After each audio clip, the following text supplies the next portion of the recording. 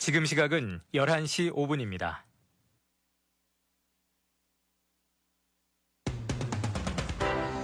구본성의 혁신탄의 12월 2일 화요일 방송 시작합니다. 바이오로 지금은 정치의 계절, 특히 국회 시대가 된 지 오래죠. 이미 행정권은 탄핵, 예산 삭감 속에 사실상 꼼짝을 못한 바 있고요.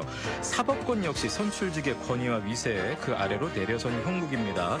자, 그래서 이 힘이 넘치고 중요한 정치권에 들어가기 위해서 여에 속한 사람은 여대로, 야에 속한 사람은 야대로 각자 치열한 수싸움이 벌어지는 곳 바로 대한민국의 정치권인데요. 자, 이제 내년 6월 3일 제9회 전국 동시 지방선거가 다가오고 있습니다.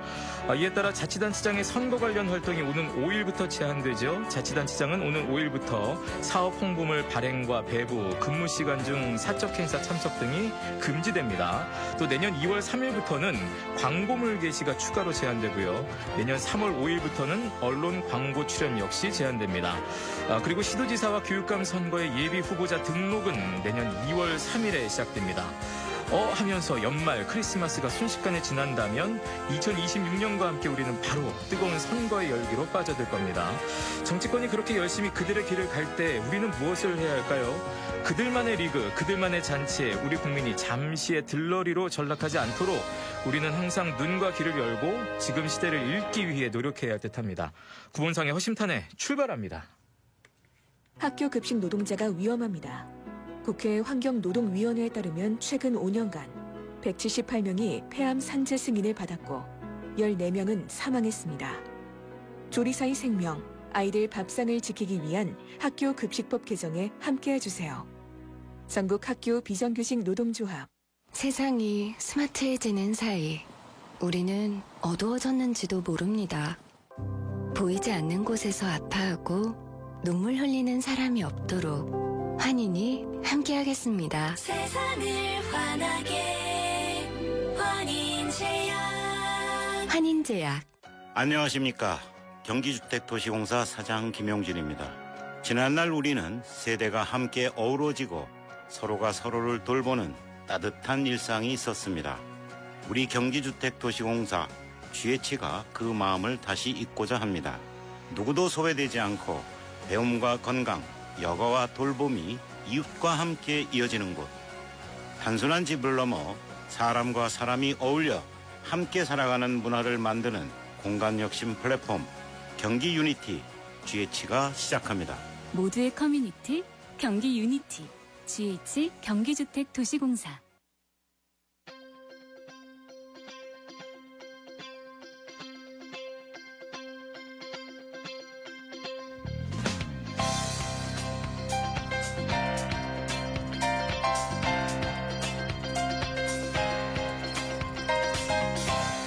허심탄회 용홍 상박.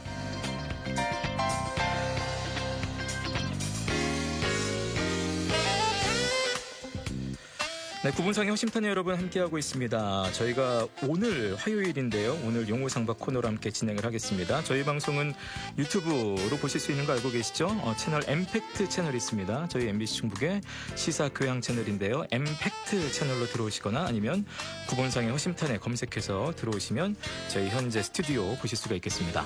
자, 오늘 용호상박에서는 두 분 역시 모셨는데요. 더불어민주당에서는 허창원 전 충북도의원 모셨고요. 국민의힘에서는 손인석 국민의힘 인재영입위원회 추석 부위원장, 손 전 특보님이 더 입에는 좀 편할 것 같은데요. 두 분 모셨습니다. 반갑습니다. 안녕하세요. 네, 안녕하십니까. 네, 안녕하세요. 반갑습니다. 일단 한 분씩 저희 청취자 여러분께 인사 좀 해주십시오. 예. 네, 안녕하세요. 허창원 전 충북도의원입니다. 날이 좀 쌀쌀해지는데요. 건강들 유의하시고 한 달 만에 나온 것 같습니다. 하여튼 뵙게 돼서 반갑습니다. 네, 더불어민주당 허창원 전 도의원이셨고요. 예, 인사 부탁드리겠습니다. 네, 안녕하십니까. 손인석입니다. 벌써 1년 금방 지나가네요. 그러니까요. 예, 12월 한 달 동안 감기 조심하시고 또 마무리들 잘 하셨으면 좋겠습니다. 네. 제가 아까 이제 지금 현재 국민의힘에서는 그 인재영입위원회 수석 부위원장. 네, 충북도당에 맡고 계셔서 예. 제가 아까 그렇게 소개해드렸고 저희가 방송상으로는 뭐 수석 부위원장이라고 칭하거나 혹시 저희 입에는 아직 손전 특보님, 네, 특보로 붙여. 예, 저도 그게 손전 있죠. 특보는 익숙하네요, 아직까지. 네네. 아니 두 분이 이렇게 방송은 같이 하시는 건 처음 아니시죠? 예, 처음입니다. 네, 또 오늘 뵀더니 또 우리 대세광중학교 1년 선배님이시라 아주 뭐 네, 네. 특별하게 앞으로 모셔야 될 것 같습니다. 아니 뭐 지역에서 워낙 저명하신 우리 후배님이시라 예. 여러 경로를 통해서 많은 이야기를 들었고 좋은 말씀들을 들어서 제가 익히 잘 알고 있었는데 이렇게 이제 방송에서 만나기는 처음인 것 같습니다. 그러니까요. 아마 이렇게 대화로 말을 섞어 보시는 것도 거의 이제 처음이실 것 네, 같아서 네, 처음이에요. 오늘. 네. 두 분이 좋은 시간, 오붓한 시간 보내는. 잘 부탁드리겠습니다. 제가 잘 부탁드리겠습니다. 일단 한 분씩 그럼 근황을 좀 여쭤보고 싶은데 허전 의원님은 요즘 저기 그 시청 1인 시위하고 계시지 않으세요?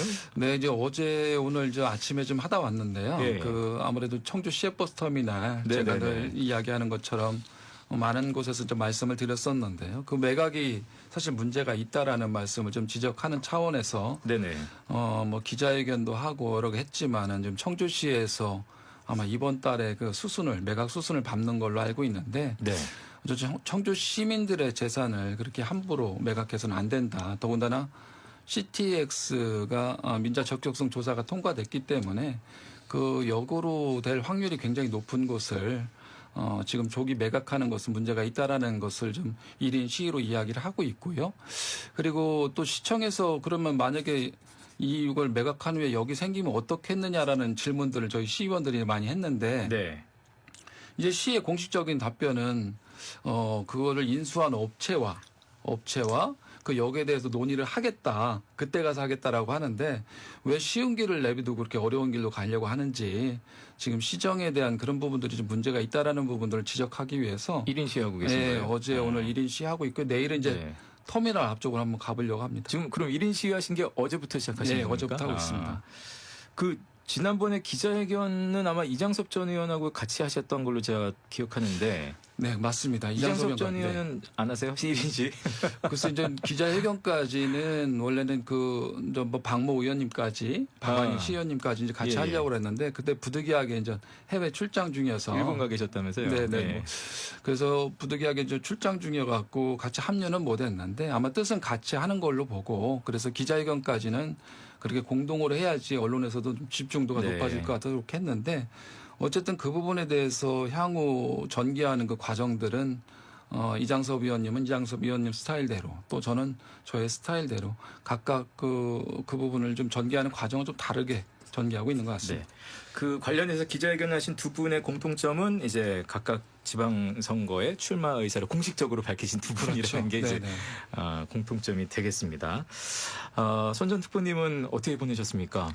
저는 이제 연말이 다가오니까 예. 회사 업무에 집중하고 있고요.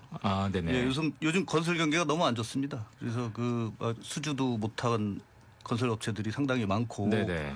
또 자금 압박에 시달리는 건설 업체들도 많아서 상당히 좀 많이 걱정을 하고 있고 저는 개인적으로는 뭐 일상에서 좀 소소함을 좀 누리고 있습니다. 지금 소소함을 도에서 누리고 이제 퇴직 이후에 예. 지난번에 이제 여름 좀 지나서 그때 네, 이제 그 정부 특보에서 이제 내려오셔서 네. 좀 시간을 그래도 좀 충전하는 시간을 갖고 계신가 봐요, 그러면. 뭐 짧은 시간이었지만 예. 좀 몸을 혹사한 것 같아요. 그래가지고 조금 술도 좀 자제하고 있고 네네. 술을 자제하다 보니까 아무래도 좀 그 저녁 자리를 좀 많이 줄이게 되고 뭐 그렇게 안색이 하고 더 있습니다. 좋아지신 것 같아요. 그렇습니까? 확실히. 예, 노력하고 있습니다. 근데 그 충북도당에서 인재영입위원회 지금 순석 부위원장이시잖아요. 네네. 사실상 뭐 이제 위원장이야 또 그 당연직이 있으니까. 위원장은 이제 도당 위원장이 그러니까요. 이제 당연직이시고. 예. 그래서 실질적으로 좀 일을 지금 맡아서 하신다고 봐야 될 것 같은데 아니 뭐 인재영입 많이 하셨습니까?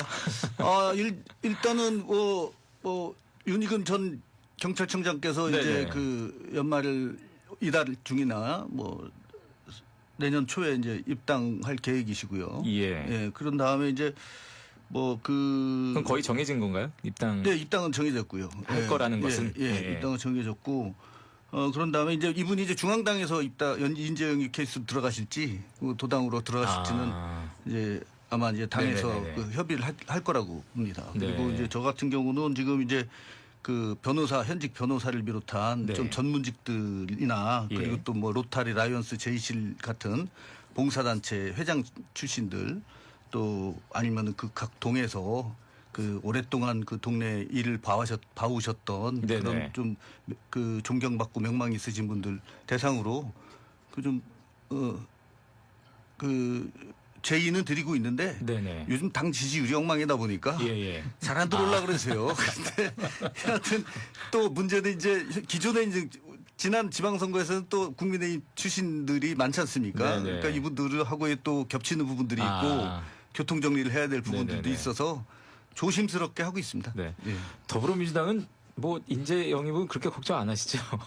그래서 뭐 저희는 지금 후보군들이 사실은 그 뭐 정수보다는 좀 많이 좀 네. 뭐 지금도 정치학교를 진행하고 있거든요. 충북도당에서. 정치학교는 누구 대상입니까? 정치학교라고 그래서 이제 시도위원 단체장들을 준비하는 사람들이 아. 그 과정을 필수 교육들을 뭐 좀 한 2, 3일에 걸쳐서 이제 교육을 받는데 주말마다 지금 진행이 되고 있는데 정치학교 가서 이제 분위기를 보면 대충 후보군들이 이제 다 나오거든요. 교육은 다 받으니까. 그래서 지방선거 열기가 굉장히 뜨겁구나. 네. 그러니까 상대적으로 국민의힘보다는 민주당 후보군들이 두텁구나라는 거를 정치학교를 통해서 좀 볼 수 있을 것 같아요. 그러니까 시대적으로 지금 이미 현재 시점에서 많은 또 사람들이 좀 몰려간다 편안하게 그렇게 좀 보일 것 같고. 근데 지금 일단은 허창원 전 의원님 같은 경우 일단 공식적으로 청주시장의 뜻을 밝히셨기 때문에 그 뭐 관련해서 지금 이제 활동을 하고 계시는데 어떤 청주시를 위한 가장 큰 보관은 화두는 뭘 준비를 하고 계세요? 뭐 나중에 이제 물론 빵 하고 이렇게 내놓으셔야겠습니다만 잠깐 힌트를 좀 주실 수 있다면. 지금 저는 누누이 이야기를 제가 기회가 있을 때마다 말씀드렸는데 여태까지 청주는 대한민국의 변방처럼 여겨졌거든요. 그러나 청주가 갖고 있는 인프라나 청주가 갖고 있는 전략산업이라든가 교통 이런 부분들이 이제는 변방이 아니거든요. 저는 대한민국의 중심이 청주가 될 것이다라고 주장하는 사람이고 네. 여태까지 그러한 중심이 될 수 있는 역할을 만들 수 있는 정치인이 없었다라는 거지. 지금은 뭐 교통의 중심도 오송역과 청주국제공항으로 바뀌어 있고 그리고 청주가 갖고 있는 미래 전략산업 가운데 2차 전지, 바이오, 그리고 방사능 가속기, 하이닉스까지 지금 뭐 모든 미래 전략 산업들이 청주에 다 배치돼 있거든요. 그리고 산업단지도 계속해서 조성되고 있고 해서 이런 일자리나 교통 중심으로 한 이런 청주가 갖고 있는 매력들 그리고 또 부지도 굉장히 넓어요. 대전에 네. 1.8배나 된다고 예. 제가 간혹 기회가 있을 때마다 말씀드리는데 이런 어떤 경쟁력 있는 요소들이 결국은 이제 변방에서 대한민국의 중심으로 청주가 올 것이다. 거기에 부족한 뭐 문화라든가 관광 이런 부분들을 어떻게 채워나갈 것인가. 뭐 단체장을 준비하는 사람으로서 그런 부분들을 이제 채워나가기 위해서 이제 준비들을 하고 있는데요. 결국은 가장 큰 키포인트는 이제 대한민국 변방이 아니라 네네. 대한민국 중심이 될 것이다. 네. 청주가. 뭐 중심 좋은 말씀이시죠. 네. 뭐 김영환 도지사가 무슨 중심이라고 쓰지 않나요? 그렇죠. 잘 모르겠습니다. 그 로고도 바꾸고 있잖아요. 그러니까. 아니 반론 차원에서 그런 말씀을 드리자면, 네.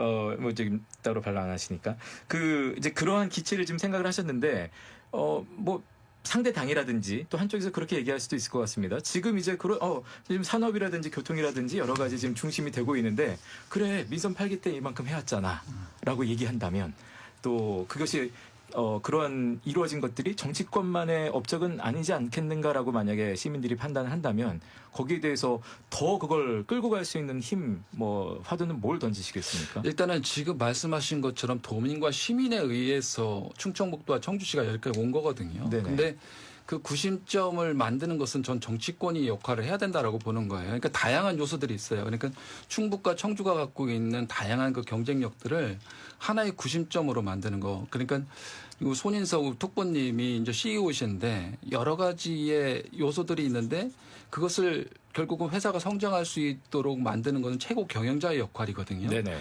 그러니까 청주나 충북에는 다양한 제품들이 있어요.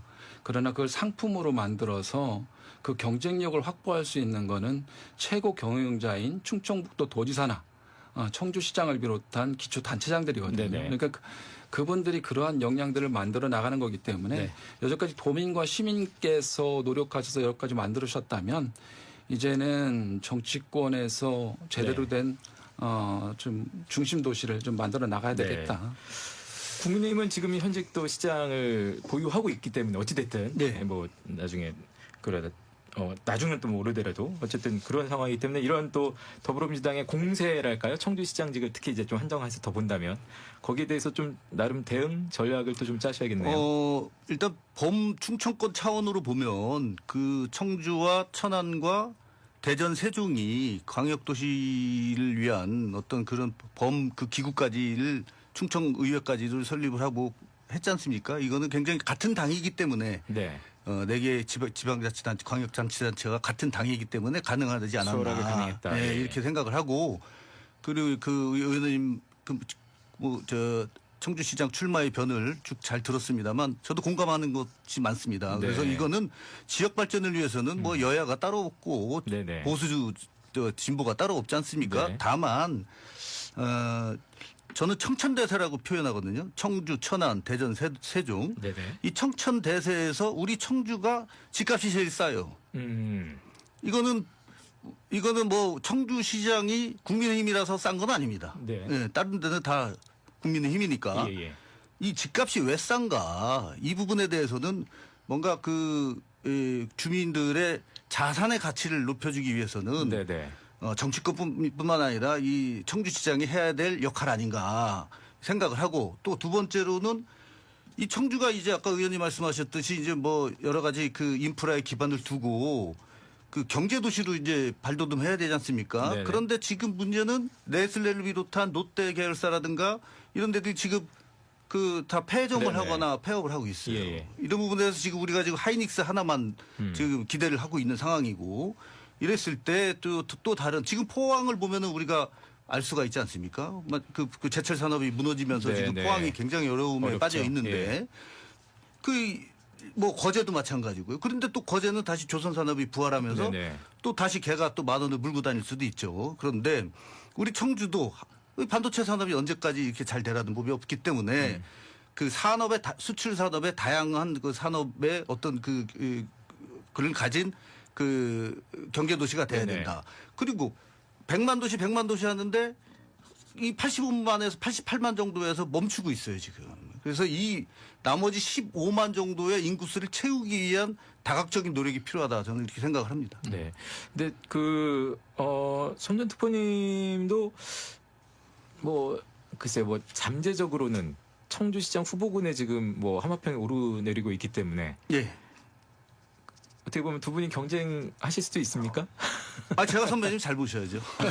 제가 좀 후배를 잘 모셔야 될 것 같고 서로 잘 모신다는 정치권의 표현은 여러분 나오실 수도 있다는 얘기. 어쨌든 제가 드립니다. 민주당 입장에서 우리 손인석 특보님을 보면 네. 국민의힘에서 훌륭한 시장 후보군 중에 한 분이다. 그래서 지금 이범석 시장이 있지만은 이범석 시장의 버금가는 네네. 경쟁력을 갖고 있는 후보군 네. 중에 한 분이다라고 민주당에서 평가하고 있습니다. 아니 선배님도 그 기업을 운영하고 계시지만 그 사실 많은 시민들이 왜 청주시장은 관료 출신만 해야 되느냐. 고위 관료 출신들이. 네네네. 그렇게 하면서 청주시의 발전이 상당히 더뎠고 네네. 뭔가 그 수성하려고 하는 어떤 그런 모습만 보여줬다 이거죠. 네. 그런데 이제 앞으로는 좀 선도적인 리더십을 가지고 좀 경제인들이 좀 청주시정을 주도해 나가야 되는 시대가 돼야 되지 않나 이런 네네. 생각을 하고 있습니다. 사실 그 토론은 싸움을 붙이는 거라고 저는 배웠습니다만 두 분 이렇게 의기투합하실 줄은 몰랐습니다. 앞서 이제 허창원 전 도의원께서는 어찌됐든 그런 발전적인 부분에 대한 큰 이제 그림은 그리고 계시고 아마 구체적인 건 나중에 이제 공약 내놓을 때 내놓으실 것 같아서 제가 따로 더 엿듣지는 않겠습니다만 그 시외버스 터미널 계속해서 반대를 하셨기 때문에 이제 이 부분이 아무래도 더불어민주당으로서는 지금 전에 이장섭 전 의원도 역시 같이 기자회견을 했고 그걸 일성으로 내놨기 때문에 일종의 국민의힘에 대한 공약 포인트 그는 확실한 것 같아요. 일단 선거 국면에서. 아니 저도 반대했으니까. 그래요? 네. 저도 반대해서 좀. 그렇긴 하셨죠. 네, 저희 방송 네. 그런 내용을 말씀하시긴 네, 네. 하셨죠. 특보님이 먼저 말씀을 하시죠. 그럼. 제가 제일 먼저 반대한 거 아니에요? 방송 순서로 따지면 그렇긴 그렇죠. 합니다. 예. 예. 그거는 이제 뭐냐면 예. 그 사모펀드의 위험이 있어요. 사모펀드가 사모펀드 들어와서 그걸 들어와서 협약할 가능성에 대한. 누가 그 돈이 있다고 그 지역 경제인들이 그걸 갖고 개발하겠어요. 그리고 요새 터미널 사업에 대형 건설사들이 투자 안 합니다. 근데 사모펀드랑 계약하면 무조건 안 좋습니까? 아니 지금 홈플러스를 보세요. 홈플러스 보세요. 갈게 찢어발려서 팔지 않습니까? 네네. 그리고 폐업하고. MK. 예. 예. 근데 이게 지금 뭐 어디 뭐 이 천억을 땅을 천억 주고 사는 게 문제가 아니라 그거를 개발을 하는 게 문제인데 거기에 아파트밖에 더 들을 수가 없으니까. 수익을 올리기 위해서. 예. 근데 그 동네 분들이 좀 반대는 한다 그러더라고요. 왜 매각 반대하느냐고. 그 아파트값 올라야 되니까. 그래서 사실은 시의회에서도 그 더불어민주당도 사실 뚜껑 열어보면 좀 난처하신 분들이 난처하신 분들이 있대요. 많이 예, 있죠. 가경동 쪽 이쪽에 아무래도 그 주민들은 반대하니까. 거기 왜 시외버스터미널 매각을 해라. 개발한다는데 왜 반대하느냐 예, 이런 거였는데 문제는 그 시외 고속버스터미널하고 같이 생각하시면 안 돼요. 왜요? 고속버스터미널은 차대가 몇 대가 안 되는데 네네. 그 노선도 몇 개 안 되고 예. 시외버스터미널 노선이 얼마 많습니까? 그리고 차도 많잖아요. 그러면 이거 그 차를 어디다 이 교회에다가 차를 그 주차를 해야 될 그 뭐라 그럽니까? 차고지? 예, 차고지가 예. 있어야 되는데 그 수많은 버스들이 왔다 갔다 하고 그 교통 혼란 초래하고 그리고 지금 현대 그 지금 아파트 고속터미널 현대화 사업 해놓은 거 보십시오. 현대커넥트 지금 영업 실적 한번 보시면은 굉장히 어려울 겁니다. 벌써 소문이 그렇게 났잖아요. 예. 제 시간을 드리고 싶네요. 일단은 뭐 지금 세부적으로 저 재정적인 부분에서 이제 접근을 하셨는데 저는 청주 교통의 중심의 교통복지 차원에서 좀 말씀을 드리고 싶은데 청주가 커나가는 과정에서 예전에는 CTX라는 변수가 없었거든요. 네네. 지역 주민들도 단순히 이제 개발을 왜 못하게 하느냐라는 논리로다가 이제 반대에 붙이는 건데 과연 여기가 CTX를 중심으로 한 역세권이 될 것이다라고 그러면 주민들도 지금 조기 매각에 대해서 아마 반대하실 거예요. 오히려. 네. 결국은 청주가 교통의 거점이 어디가 될 것이고 중심이 어디가 될 것인가 이 부분에 대한 고민을 해야 되는 거고 그런 고민 없이 지금 매각을 했다가 그 매수한 업체와 역에 대해서 논의를 하겠다고 그게 그 답변이 너무 궁색하잖아요. 그렇잖아요. 그러니까 그런 차원의 청주시의 그 무능 행정, 졸속 행정은 정말 잘못됐고 그 청주시를 바라봤을 때 청주시의 교통의 거점이 어디가 될 것인지 버스와 지하철이 한 곳에 만나는 곳이 어디가 될 것인지 이 청주시의 전체 교통을 봐야 되는데 그런 부분에 대해서는 보지 못하고 너무 근시안적으로 근데 이제 보기 그런 때문에. 부분도 민간 매각을 하더라도 그런 부분이 충분히 조성될 수 있지 않겠느냐라는 글쎄 목소리를 그래서 저는 민간 매각을 하게 되면은 민간 매각을 했을 때 그 시의원들이 그러면 여기 생겼을 때 어떻게 하겠냐라고 해서 뭐 조사 과정에서 여러 번 감사 과정에서 질문을 했다고 하잖아요. 근데 저 청주시에서 그때 가서 그 판 업체와 상의를 하겠다고 하는데 1,000억에 주고 팔고 5천억에 매입할 일이 있습니까? 그러니까 결국은 그거예요. 청주시의 재산, 청주시의 공유 재산이 만약에 내 땅이라면 지금 그 가격에 팔겠냐는 거지. 개발 호재라든가 여러 가지 상황이 바뀔 수 있어서 네. 그 가치가 굉장히 5배, 10배까지 올라갈 수 있는 상황 가운데 알겠습니다. 네, 그렇습니다. 여기까지 잠시 끊고 30분에 돌아옵니다.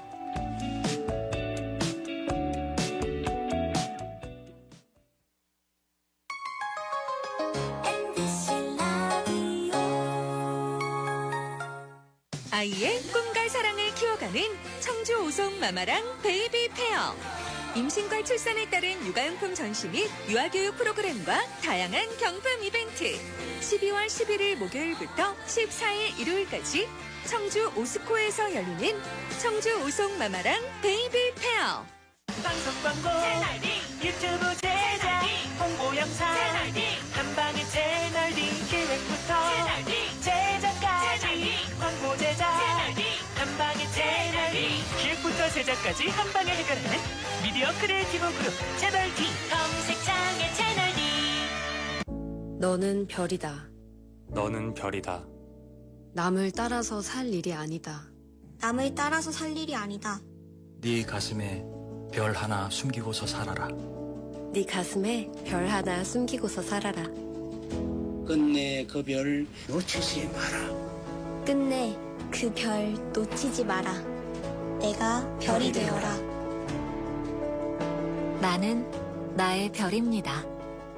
나라는 별이 세상 속에서 빛날 수 있게 있는 그대로의 나를 존중하고 사랑해주세요. 공익광고협의회.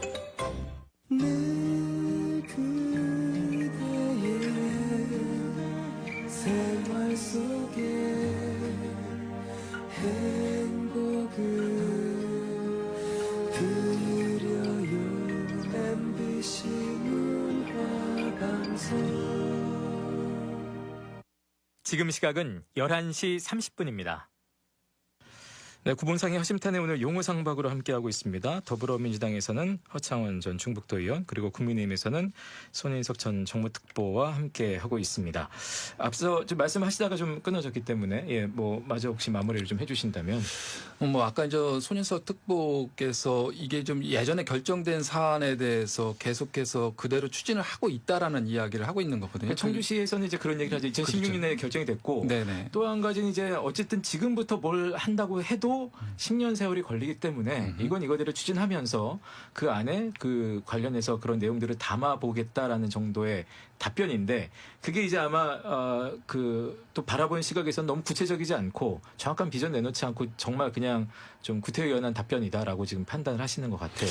그러니까 행정적으로 보는 부분들이 너무 졸속으로 좀 무능하게 본다라고 볼 수밖에 없는 것이, 2016년도에 그 매각 결정이 나서 그거대로 그냥 계속해서 10년 동안 추진해오고 있다라고 이야기를 하는데, 네. 그 사이에 청주시가 많은 발전이 있었고 또 CTX라는 광역 철도까지 예상이 돼서 그 노선이 이제 만들어지고 있는 상황이거든요. 그러니까 네. 그 10년 안에 청주시가 굉장한 발전을 했고 그 상황이 계속해서 바뀌고 있어요. 그래서 그 1년 단위로 계획을 새로 짜도 부족한 판에 10년 전에 했기 때문에 그거를 계속해서 추진한다고 하는 네. 청주시의 행정은 정말 졸속이다. 그리고 결국은 지금 상황에 그 변수들이 생겼으면 거기에 맞게끔 대응하는 것이 정치권의 제대로 된 역할이다라고 말씀을 드릴 수밖에 없을 것 같습니다. 청주 시민들의, 그러니까 가래로 막을 걸 호미로 막을 걸 뭐로 막는다 이런 표현처럼, 그러니까 돈이 지금 이제 미리 계획을 잘 짜두고 민간 매각을 좀 보류한다든지 하면은 충분히 계획을 세워서 할 수 있는 것을 나중에 실질적으로 민간하고 매각 협상으로 간 다음에 그런 일들을 하려면 훨씬 돈이 더 많이 든다. 그럼요. 그러면 누가 지금이야 우리 거니까 어떤 계획이나 여러 가지들을 다 세울 수가 있지만, 누가 그것을 이제 매입한 다음에 여기다 무엇을 하겠다라고 하면 그 누구라도 그 만약에 1,000억에 매입한 사람이 1,000억에 그 가치를 내놓겠습니까? 그 역세권이 되는데, 그러면 그 5배, 10배의 가치가 상승할 거로 보는 거거든요. 그러면 왜 1,000억에 팔고 5,000억에 살 일을 만드느냐? 내 땅 같으면 그렇게 하겠냐는 거죠. 그래서 그런 차원이기 때문에 결국은 시의 재산도 내 것이라면 어떻게 할 것인가라는 고민을 조금만 한다면 제가 보기에는 청주시에서 저렇게 행정을 추진하지 못할 것이다라고 보는 거죠. 땅 관련해서 대장동 항소 포기도 있어서 그렇죠. 그렇긴 합니다. 아니 이제 일단은 민주당에서 CTX 여기 거기 온다고 이제 계속 주장을 하시잖아요. 예, 아직 정해진 거 아무것도 없긴 합니다만. 그러니까 일단 이번 민주당 정권에서 책임지고 이제 거기다 CTX 역을 하시겠네. 네? 아주 기대해 보겠습니다. 근데 그게 안 되면은 이제 이 논리가 다 무너지는 거니까. 아니죠. 그러니까 어차피 내년이면은 그 구체적인 설계가 만들어지기 때문에 혹시라도 안 될 수도 있죠. 물론 그죠. 우리 특보님 말씀대로 안 될 수도 있는데, 네네. 그러한 가능성이 지금은 굉장히 높잖아요. 그런 상태에서 조금 후에 매각을 해도 전혀 무방하다라는 말씀을 드리는 네네네. 거고, 그러니까 가능성이 높기 때문에 그 부분에 대해서 시민의 재산이 온전하게 쓰일 수 있도록 우리가 좀 해야 된다라는 부분입니다. 근데 국민의힘에서 지금 오늘 손 전 특보께서 이런 내용 같이 얘기하셨기 때문에 일종의 당 차원에서는 좀 지금 이제 시장하고의 또 그런 의견이 좀 다른 목소리도 있다는 거잖아요. 이게 나중에 정리가 돼야 되는 부분 아닐까요, 혹시? 아니 내년 선거 전에 팔아버리면 왈가왈부할 일도 없는 거니까. 지금 제가 아까 말씀하신 공공의 영역에서 민간의 영역으로 넘어가면 그건 끝입니다. 지금 보십시오. 그 현도 그 선별 처리장 문제 있지 않습니까? 벌써 업체를 정했어요. 공사 업체를. 그러다 보니까 거기에 반대하시는 그 주민들하고의 전혀 협의도 없이 업체 선정을 해놓고 나서 업체에서 지금 그 주민들 업무방해 혐의로 고발한다고 하지 않습니까? 그 현도 그 주민들 다 전과 잡아두는 겁니다. 이거는 공공의 영역에서 해야 될 일이 있고 민간의 영역에서 해야 될 일이 있는데, 시가 그 공공의 영역의 책임을 민간에 떠넘기려고 이런 졸속 행정을 한다 그러면은 이거는 아주 그 배임에 기만 시민을 기만하는 행동이기 때문에 저는 이런 건 안 했으면 좋겠어요. 네. 이제 지방선거 앞두고 이제 이런 얘기들이 계속해서 나올 텐데 그 양당 분위기 좀 전해주시면 좋겠습니다. 이제 그 물론 중앙당에서 정하는 어떤 흐름이 있겠습니다만 이 각 지역당에서도 각자 어떤 공천 기준이라든지 뭐 원칙 같은 것들이 좀 그래도 가닥도 잡혀가고 분위기가 좀 있을 텐데요. 더불어민주당은 먼저 어떻습니까? 일단 중앙당 차원에서 가닥이 이제 잡히면 그 준에서 여기서 이제 충청북도에서 이제 필요한 부분들을 세부 상황들을 만드는 건데요. 네네. 아마 이제 빠르면 이번 주 후반이나 다음 주쯤에 이제 중앙당 룰이 어느 정도 만들어질 것 같아요. 네네. 지금 뭐 언론에 좀 가이드라인이 좀 나온 것들을 보면 뭐 컷오프 없이 당원과 시민, 도민들이 경선에 참여해서 후보를 고를 수 있도록 하겠다라고 해서 만약에 후보가 예를 들어서 충북도지사 후보가 6명이다. 네. 그러면 3명, 3명씩 A조, B조를 나눠서 각각 1등을 뽑아서 결선 투표를 하는 뭐 이런 방식 네네네. 이런 방식들이 이제 구체적으로 좀 만들어지고 있고 그리고 뭐 4명이든 5명이든 기초단체장 같은 경우에도 결선 투표를 하는 방안까지 만들어져서 네. 아마 이번에는 중앙당에서 그러한 룰대로 결정이 된다면 당원과 도민, 시민들이 참여하면서 어떤 후보가 정말 적합하고 시와 도에 정말 경쟁력 있는 후보가 될 것인지 아마 네. 굉장한 많은 관심들을 끌 것 같아요. 그래서 제대로 된 후보가 결정되는데 아마 많은 관심들이 몰리다 보니까 하여튼 그런 경쟁력들을 지금 가져가고 있습니다. 더불어민주당은 지금 1인 1표제가 그냥 좀 뜨겁잖아요. 네. 이게 어떻게 보세요? 거의 찬성하십니까? 아니면 어떻게 되리라고 전망하십니까? 이거 어떻게 사실은 전망할까요? 저는 좀 우려를 갖고 있긴 한데 네네. 대세의 흐름은 거스르기는 어렵지 않는가라고 보고 있기 때문에 1인 1표제가 아마 될 것 같아요. 아 그래요? 예, 그러니까 그거는 아마 큰 흐름 속에서 그렇게 갈 것 같기 때문에 여전까지 저 대의원들이 당을 위해서 뭐 열심히 하고 한 부분들은 저도 인정을 해줘야 되고 하는데 어떤 그게 이제 1인 1표제가 아니라 어떤 다른 차원으로 좀 연구가 좀 돼야 될 것 같고 네. 아마 지금 1인 1표제라는 부분은 당원들한테도 이제 여론조사 형식으로 물어봤을 때 뭐 8, 90%에 가까운 찬성률이 나왔지 않습니까? 그래서 아마 그거는 대세로다가 그렇게 가지 않을까 저는 조심스럽게 보고 있습니다. 그 1인 1표제의 이면은 또 역시 소위 말하는 대통령실과 당의 그 힘겨루기에 대한 얘기들을 합니다. 지방선거 앞두고 이제 그런 부분에서 좀 국면이 더 가속화되긴 할 텐데 그게 뭐 일단 지방선거를 또 민주당 입장에서도 승리하기 위해서 또 힘을 합쳐야 되는 부분이 있겠고 지금 이제 그렇게 또 갈등이 나타나는 부분이 있어서 어떻게 보세요? 힘이 좀 대통령실에서 당으로 당대표 쪽으로 쏠릴까요? 이 결과에 따라서 정청래 대표도 향후 그 정치적인 운명이 굉장히 좀 가는 길이 달라질 수 있지 않겠습니까? 글쎄, 뭐 저희들은 내부에서 보면 그렇게 좀 외부에서 보는 것처럼 갈등의 요소들이 크게 이렇게 있는 건 아닌데 그래요? 사실은 1인 1표제도 이재명 대통령이 당대표 시절에 주장했던 거거든요. 그래서 사실은 큰 틀에서는 이재명 대통령이나 정청래 대표나 큰 틀에서는 크게 다르지 않다라고 보는데 그렇게 하는 과정 속에서 이제 당대표가 추진을 하다 보니 그런 부분에서 갈등의 요소로 이제 비춰지는 것들은 언론을 통해서 있는 것 같아요. 하지만 1인 1표제로 가는 거는 이재명 대통령이나 정청래 당대표나 같은 주장들이었기 때문에 제가 보기에는 큰 갈등은 없을 것으로 보고 있습니다. 뭐 이제 향후 봐야 되겠습니다. 그거 이제 네. 국민의힘은 어떻습니까? 지금 저희들은 좀 조용한 편이고요. 예. 그리고 11월 말부터 12월 이제 첫째 주까지가 아마 이제 입당원서를 이제 모집한 네네. 그 출마 예정자들이나 현 이제 의원이나 이런 분들이 입당원서를 모집하는 네네. 과정이고 지금 제출하는 시기입니다. 그런데 사실 뭐 우리 당이 뭐 지지율이 좋지가 않으니까 또 더군다나 그 지난 대선 이후에 또 1년 안에 치러지는 또 지방선거기 때문에 네네. 더군다나 또 그 계엄 또 판결이 또 내년 초에 있고 이러다 보니까 당에 그 입당을 하고자 하는 시민들이나 도민들이 많지가 않아요. 네네네. 일단은. 그리고 이제 또 입당을 좀 요구청을 하면 또 이렇게 또 특히 40, 50대 계층에서는 좀 거절을 하는 경우가 많다고 하더군요. 네네네. 그래서 좀 어려움이 있고 사실 뭐 당 자체에서 한 여론조사에서도 그 당 지지율만큼도 안 되는 지금 우리 당 소속 자치단체장들이 많아서 네네.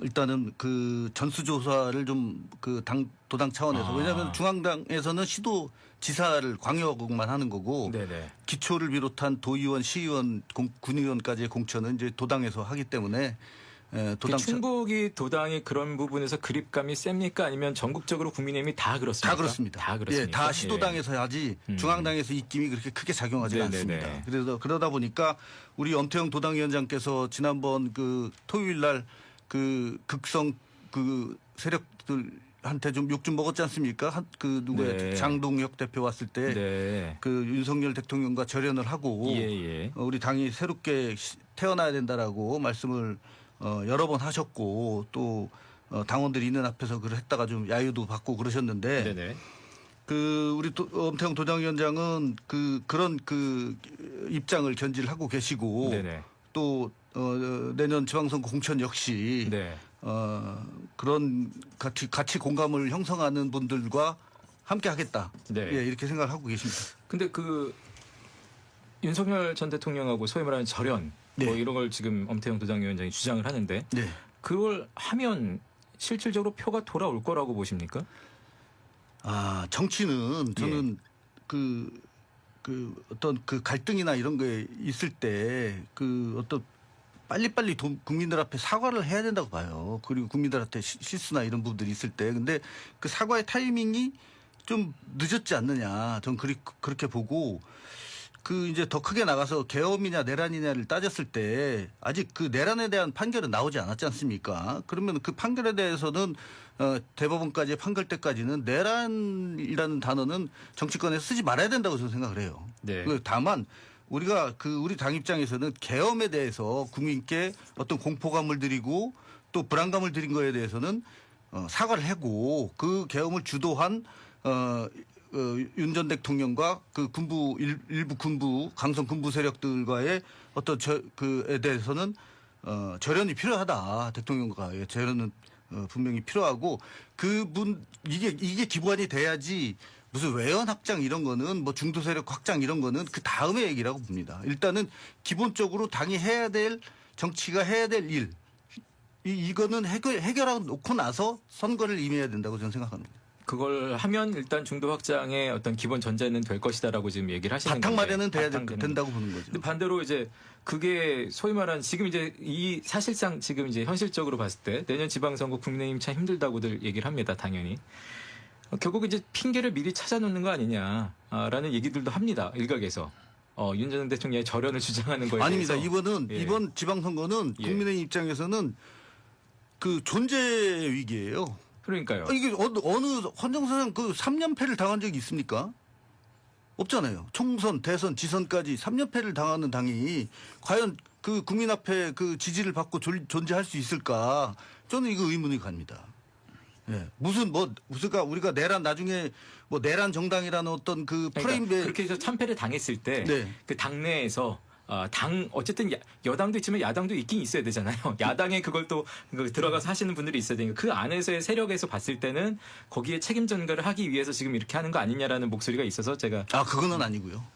워낙 지금 왜 사과를 하느냐 계엄에 대해서라고 하는 강성 진영 분들이 많기 때문에 어떻게 보면은 우리 엄태영 도당위원장이 하는 발언이 굉장히 비판을 지금 당내에서 받고 있지 않습니까? 그래서 그런 부분들에 대해서 용기 있게 나와서 결단력 있게 자기 소신을 말하고 또 이거를 바탕으로 해서 다음 지방선거를 뭔가 우리가 도민들의 지지를 받을 수 있다라고 생각하기 때문에 그러는 거 아니겠어요? 근데 이게 전제가 되지 않는 이상은 내란이라는 그 프레임에 갇혀서 민주당이 만들어 놓은 내란이라는 프레임에 갇혀서 한 발짝도 나갈 수 없다. 저는 그렇게 봅니다.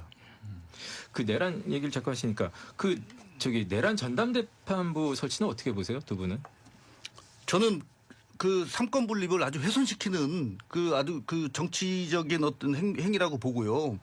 지금 자꾸만 재판부가 계엄에 관련된 윤 전 대통령을 비롯한 특검이 기소한 어떤 재판부에 대해서 지탄을 하고 그 부분 하다못해 재판장의 어떤 재판 진행까지도 문제를 삼고 있는데 이거는 잘못됐다고 봐요. 그러다 보니까 이런 자꾸만 이상한 말들이 나오잖아요. 무슨 이쪽 한 진영의 변호사가 법원 재판장한테 그런 아주 언행을 했다. 네, 언행을 예. 잘못된 발언을 한다든가 이런 것들이 나오지 않습니까?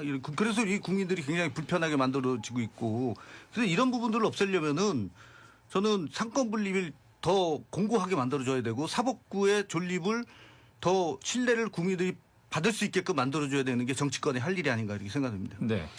일단은 뭐 민주당 입장에서 지도부 차원에서 내란 전담 재판부 이야기를 하잖아요. 그것도 네네. 만들어야 된다는 거. 오죽했으면 그랬을까라는 생각을 좀 국민들이 할 수밖에 없을 것 같다라는 생각이 드는데 사실은 비상계엄이라는 거는 뭐 이치에도 맞지도 않고 상황에도 맞지 않는 이런 상황을 만드는 대통령 그 세력에 대해서는 사실 내란 전담 재판부를 만들어서라도 이거에 대한 처벌을 강화를 해야 된다라고 민주당 입장에서는 주장을 하는 건데 이제 뭐 말씀대로 우리 손톱분님 말씀대로 상권 분립이라든가 네네. 이런 부분에 대해서는 사실 위헌 소지도 뭐 약간 뭐 주장하는 것처럼 있다고들 하고 그래서 아마 여야가 이런 부분들은 좀 머리를 맞대서 어떻게 진행하는 것이 좋은가에 대한 부분은 한번 지도부 차원에서 좀 상의를 해나가는 것이 좋지 않을까라는 생각이 듭니다. 어쨌든 민주당 입장에서는 이런 전무후무한 비상계엄을 통해서 국민들의 그리고 민주주의를 추락시킨 이런 사람들에 대해서는 정말 내란 전담 재판부를 만들어서라도 다시는 이러한 일들이 일어나지 않도록 해야 되겠다라는 것이 민주당의 주장이기 때문에 앞으로 이런 세부적인 것들은 각각의 주장들이 다르기 때문에 좀 어느 정도 좀 일정 조율하는 부분도 필요하지 않을까 좀 조심스럽게 보고 있습니다. 그러니까 어멈중한 엄혹한 사안이기 때문에 민주당에서 그렇게까지라도 해야 된다는 주장인데 그럼에도 불구하고 또 역시 사법권 우리나라가 뭐 그 감정에 치우쳐서 뭐 이러면 이러자고 할 수 있는 그런 국가라는 것이 그런 것은 아니기 때문에 또 아마 아까 손정특보는 그런 면에서 반대 입장을 좀 밝히신 것 같긴 합니다. 또 한 가지 더 나아가서 지금 이제 내란 뭐 전담 재판부는 그래서 아까 뭐 위헌 소지 때문에라도 뭐 대법원장이 뭘 임명하는 식으로 조금 더 그렇게 지금 협의 안을 좀 만들어가고 있는 것 같은데 헌법 존중 TF 이제 하면서 그 공무원들 핸드폰 검열한다고 해서 뉴스가 좀 많이 나왔어요. 네네. 저도 사실 다른 거 모르겠는데 이거 굉장히 놀라긴 했거든요. 거꾸로 생각해서 언론인들 만약에 해서 핸드폰 다 들여다보자 한번 하면 이거 그렇죠. 이거를 그래서 그 전에 뭐 도의원도 하셨고 또 그 행정 영역에도 잠깐 몸을 또 담그셨었기 때문에 어떻게 보시는지 좀 궁금해요. 두 분의 이 사안은. 이 부분은 정말 진짜 웃음밖에 안 나옵니다. 그러니까 이 현 정부가 신정부가 들어서서 뭔가 정권을 정부를 그립감을 잡고서 가려고 하다 보니까 이런 좌충수를 두게 되는 것 같은데 아니 내란에 동조한 공무원들이 몇 명이나 되겠어요. 그 대통령실 안에서 몇 명 그 군인들하고 이렇게 했던 건데 그거를 다른 정부 부처의 공무원이나 지방자치단체 공무원들이 무슨 상관이 있습니까? 계엄하고. 근데 이분들에 대해서 휴대폰까지 턴다 이거는 말이 안 되는 거고 이 정부가 어떻게 보면은 어떤 일당 독재로 가기 위한 어떤 하나의 수순을 밟는 거 아닌가 저는 이렇게 생각을 하고 있어요. 네. 일단은 뭐 그런 부분들은 좀 안들이 나오고 이렇게 이야기들이 나는데 아마 국민들의 여론 과정에서 어느 정도 좀 정제된 안들이 좀 다듬어지지 않을까 그렇게 좀 보고 있습니다. 지금 뭐 그런 부분들이 아직 뭐 다들 결정돼서 이렇게 진행될 건 아니고 아마 다양한 이야기들이 나오는 것 같은데 어쨌든 국민들 눈높이에서 정제된 안들이 정리가 될 것으로 그렇게 보고 있습니다. 그러면 이런 부분들이 있으면 민주당 내에서 내부적으로 조용히 자기들끼리 토론을 하거나 해가지고 어떤 국민들한테 집권 여당이니까요. 야당이 아니잖아요, 지금. 그러면은 이런 거 이슈가 되는 부분들도 또 국민들이 오해할 만한 부분들이 있으면은 자기들 안에서 토론을 하고서 바깥으로 내놔야지 지금 이렇게 하는 형태들을 보면 아까 말씀하셨듯이 의원님 말씀하신 민주당의 어떤 단합 잘 돼가고 있다 이렇게 저는 그렇게 안 봅니다. 이거 각자 하는 말들이 다 이게 지금 제각각이에요. 그러니까 자기 스스로의 정치인들의 존재감을 특히 민주당 국회의원들을 보면은 자기의 존재감을 내보이려다 보니까 그래서 이게 뭐 어떻게 보면 실수도 하게 되고 지금 실언도 하게 되고 있는데 그거를 넘어서 이제는 집권 여당이지 않습니까? 이제 품격을 가지고 그리고 뭔가 대안을 제시할 때 정말 그 디테일하게 그 관련 부처 공무원들하고도 상의하고 이렇게 해서 그 뭔가 국민들 앞에 내놔야지.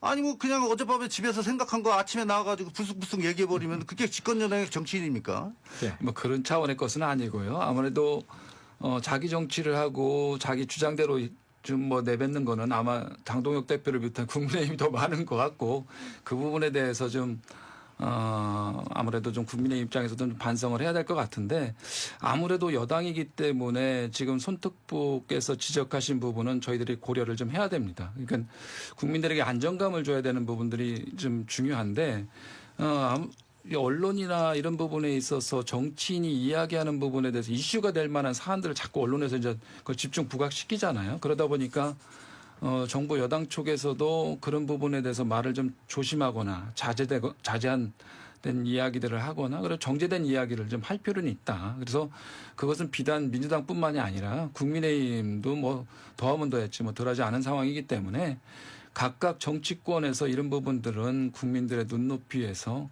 정제된 언어를 좀 쓰는 것이 합당하지 않을까. 지금 제가 한 말씀 더 드리면 이 그 진보 유튜브가 운영하는 어떤 그 매체들을 저도 보거든요. 이런 보면은 그 전날 거기서 던져놔요. 던져놓고 이제 그 댓글 반응 이런 거 보면 아 좋다 하고 이제 그 다음에 이제 국회 가가지고 기자회견 해가지고 터트려 버린단 말이죠. 이런 식으로 반복이 되는데 이것도 역시 강성 우리 당도 마찬가지입니다만 그 민주당은 집권 여당이잖아요. 그러니까 집권 여당의 그 중진 국회의원들이 던지는 말 한마디가 이거는 정부 운영에 반영이 되지 않습니까?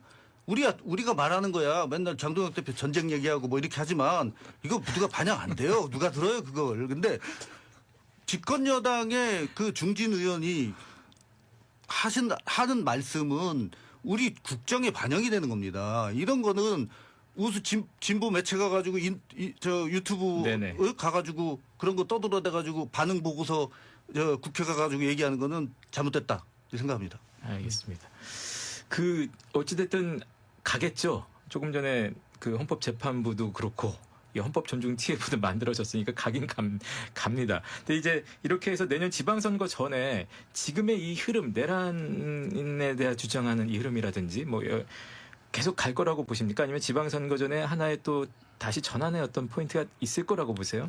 저는 국민의힘에 달렸다고 봐요. 그 장동혁 대표가 저렇게 구구 쪽하고 손잡고 계속해서 이제 엄태영 도당위원장이 얼마 전에 그 며칠 전인가요? 절연 이야기를 했죠. 그러니까 윤석열 정권과의 절연 그리고 비상계엄에 대한 쇄신하는 모습에서 사과 그리고 또 초선의원들이 모여서 김재섭 의원을 비롯해서 진정한 사과가 국민들께 선행이 돼야 된다라고 이야기를 하는데 그런 부분들이 선행이 돼서 국민들이 인정할 정도의 국민의힘의 반성이 이루어진다면 저는 지방선거에서 민주당이 오히려 위기를 맞을 수 있다라고 보는 거예요. 그러면 국민들 입장에서는 민주당도 자식이고 국민의힘도 자식인데 한쪽 자식만 계속해서 으쌰으쌰 해줄 수는 없거든요. 그러다 보면 국민들은 양쪽에 서로 경쟁할 수 있는 정도는 허용을 하기 때문에 진정한 국민의힘의 반성이 있고 국민들이 그걸 용납한다면 아마 민주당도 지방선거에서 제대로 된 전략과 국민들이 이해할 수 있는 부분에 접근하지 않는다면 오히려 민주당이 선거가 어려워질 수도 있다라고 보고 있습니다. 우리 대통령께서 국민 통합을 위해서 가장 먼저 국민들 앞에 해주셔야 말씀은 대장동 관련 재판이나 뭐 이 대통령에 대한 관련 재판들을 임기가 끝난 다음 날부터 무조건 재판을 받겠다. 이 지금 남아 있는 재판들에 대해서 재판들을 받겠다라고 하는 약속을 국민들 앞에 해주셔야지 국민 통합의 시작이 될 겁니다. 네, 알겠습니다. 시간이 많이 가서 광고 듣겠습니다. 미래 에셋 투자는 미래 에셋 글로벌 자산 배분 디지털 연금 투자는 다 미래 에셋 증권 원금 손실 유의 투자 전 상품 설명서 및 약관 필독 데이터는 AI를 다르게 바라봅니다.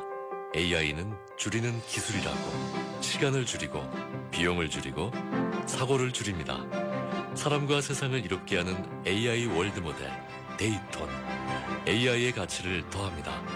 레스 에너지, 모 시너지. 데이톤. 지친 나를 안아주는 브람스 안마 의자. 지친 나를 달래주는 브람스 안마 의자. 지친 나를 안아주는 브람스 안마 의자. 지친 나를 달래주는 브람스 안마 의자. 지친 나를 안아 브람스. 지친 나를 안아주는 브람스 안마의자. 지벤 너무너무 편해 스타일도 맡아 이럴 때는 역시 지벤거. 입어보면 알아 디테일도 좋아 작업복은 역시 지벤거. 대한민국 대표 워크웨어 지벤. 일하는 지금은 지벤 시대. 안녕하세요. 대성 보일러 모델 한고은입니다. 대성이 돌린 프리미엄의 기준. 원통형 열교환기 국내 최초 10년 무상 보증. 당신의 보일러는 10년 보증입니까? 프리미엄 블랙 디자인. 유로 컨덴싱. 대성 블랙 컨덴싱. 대성 보일러. 서울사이버 대학을 다니고 나의 성공 시대 시작됐다. 서울사이버 대학을 다니고 나를 6년 연속 사이버대 신입생 등록 1위. 4년 연속 장학금 1위. 서울사이버대학에서 지금 신입생 편입생을 모집 중입니다. 서울사이버대학교 1억도 금호로